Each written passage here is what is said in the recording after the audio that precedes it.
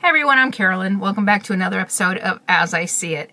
If you clicked on the thumbnail because you saw my face in it and you're looking for RV content, this is not the right place. This is my political channel called As I See It, where I talk about everything political. But I hope you're going to stick around anyway, because today I am specifically talking to undecided voters. I heard on NPR the other day they did some interviews with undecided voters. They said like 10 to 15% of I think the population are undecided. And I know those of us who are totally plugged into politics, us political junkies, those of us who are tuned in on social media, who watch the news on a regular basis, we're scratching our heads going, how can anyone be undecided at this point? Well, the fact is some people just aren't as tuned into politics as we are. A lot of people have busy lives and maybe they're just not interested. I would hope that by the time you go to vote that you have done some research and that you are informed. But today I want to talk to you undecided voters, and I want to give you some information that might help you, or a scenario that I think might help you decide who you want to vote for. So let's pretend you're hiring somebody for your business, because basically that's what choosing a president is, right? You're hiring someone to run the country, to make decisions on your behalf about how much you're going to pay in taxes, where your tax money is going to go, whether or not you're going to go to war, whether or not you have the right to marry who you want to marry, whether or not you have the right to bodily autonomy. You are choosing to hire somebody to handle all of those things on your behalf. Just like when you hire someone in your business, you are hiring someone to represent your values, your beliefs, to carry out a duty according to your beliefs and your business model, right?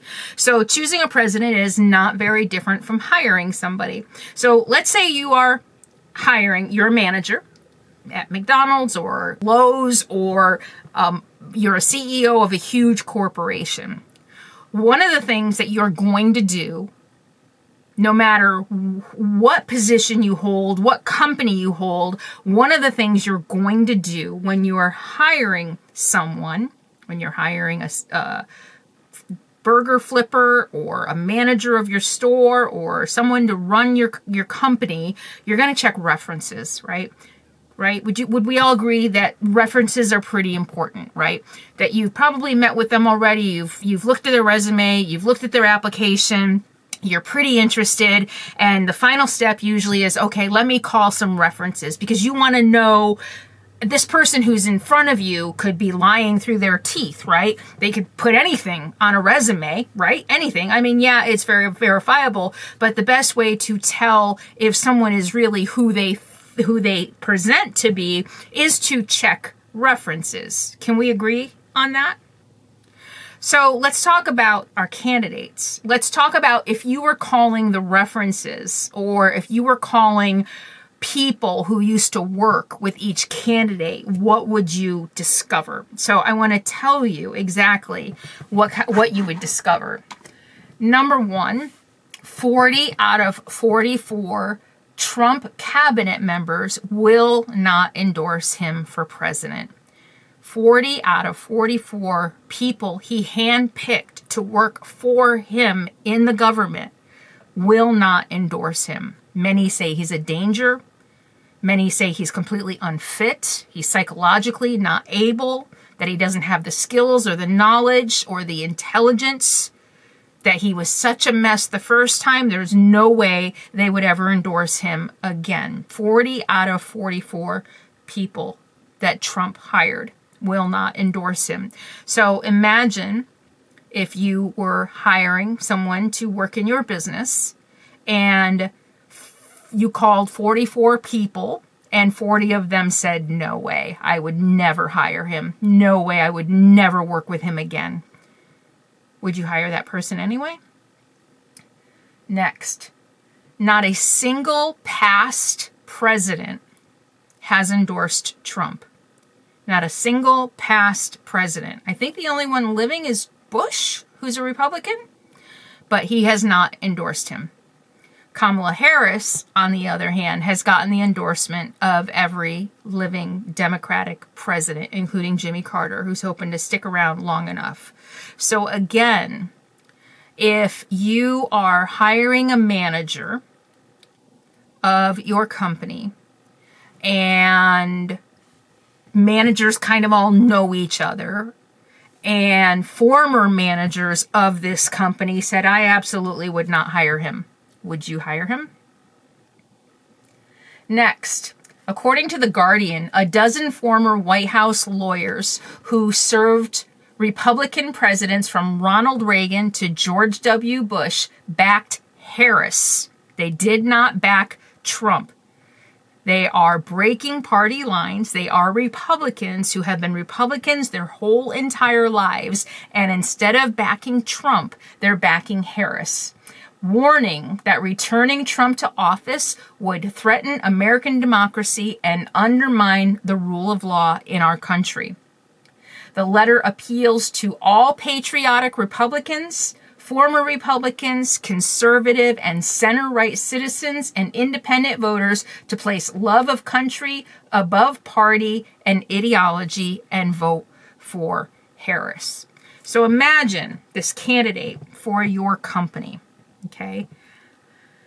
You're kind of intrigued now. You're like, okay, this person who's in front of me seems so charismatic. He seems so honest. He talked about how great he is at everything he does. Why are all these people not saying they would never hire him again? What's going on? So you go online and you do a little research and you find a letter from the Management Organization of America saying, I would never hire this guy. Absolutely not would I hire this guy. And in fact, I would hire the person who's, maybe you have another candidate who's running against him for this job in your company. In fact, we would hire Harris instead.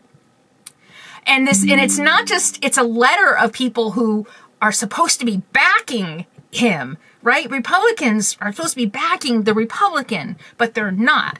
I guess it would be like Pepsi managers all writing a letter. Say this guy used to work at Pepsi. I guess it would be like a whole bunch of Pepsi managers writing a letter talking about this guy is dangerous. He will ruin your company. He's bad for morale. He's dangerous. Do not ever, ever hire this guy in your company. Listen to us. Instead, hire the Coke person.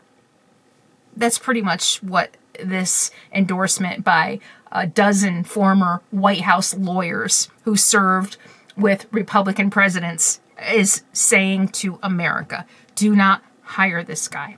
Trump's own niece and nephew will not support him.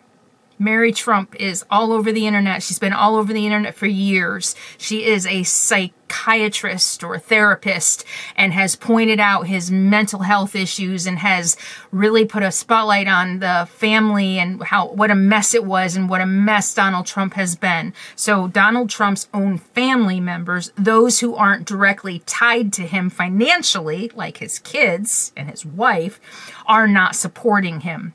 Kamala Harris, on the other hand, has the full support of her whole family, her loving husband, her sister, everyone who's still alive is supporting Kamala Harris. So imagine, you're like, last straw, last straw. All these people are saying this guy is really bad, and I can't believe he's that bad still. So I'm going to call one of his closest relatives. And she's like, no, he's shit.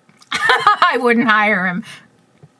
That's what Mary Trump and and Trump's nephew is saying about Donald Trump. So if you put it in that light as looking at it like a job interview and you're the hiring manager and all of the references, not only are all the references bad, or at least 90% of them are bad, warning you, he will ruin your company, he'll steal from you, he'll rob you, whatever. All of the references, 90% of them are horrible, warning you, do not hire this person. You've seen letters from organizations saying, do not hire this person will kill your company. Organizations that are supposed to be aligned with him, that he's supposed to have alliances with, are warning you, we've worked with him, we've seen him in action, do not hire him. And on the other hand, you have a candidate whose family is loving and adores her, and they are all supporting her. She got the endorsement of her former boss with glowing, like he recommended her. Imagine you're on the phone calling this a candidate's former boss, and he has glowing things to say about her. And to top that, not only does he have glowing things to say about her job performance, he's like, and in fact, when I retire, I'm going to recommend she replace me to run this company, but I'm not ready for that yet. Whatever, this is all make believe. But Joe Biden not only is endorsing her, he passed the baton to her. That's a huge, huge green flag for me, right? As opposed to not a single former president endorsing Trump. Harris has gotten the endorsement of every Democrat. I can't think of a single Democrat, a single person in her party who has not endorsed her. So again, you're calling for references. The first guy, you were hard pressed to find anybody who would recommend him. Harris, on the other hand, call after call after call after call after call. Absolutely, she's the right person for the job. And again, not only does Kamala Harris have the support and the endorsement of the most obvious, the Democrats, the people who are aligned with her on beliefs and party, she's also gotten the endorsement of dozens, if not hundreds, of people on the other side, Republicans. So for you undecided voters, and if you are someone who watches this channel on a regular basis, please share this video on all of your social media timelines, because we don't know how many undecided voters are out there. Like I said, 10 to 15% according to NPR. So this might help people. This might help frame the decision for them. It's like, okay, because you're hiring somebody to run the country, so treat it like you're hiring somebody, treat it like a job interview, like you're interviewing someone for a job. And think about it. If you were to call their references and you were hard pressed to find a single person who would recommend this person for the job, would you hire them to run your company? If the answer is no, then why would you even consider hiring them to run your country? That's how I see it. Leave your thoughts and comments below. Thank you for being here. Subscribe to my channel if you like my content, and I'll see you next time.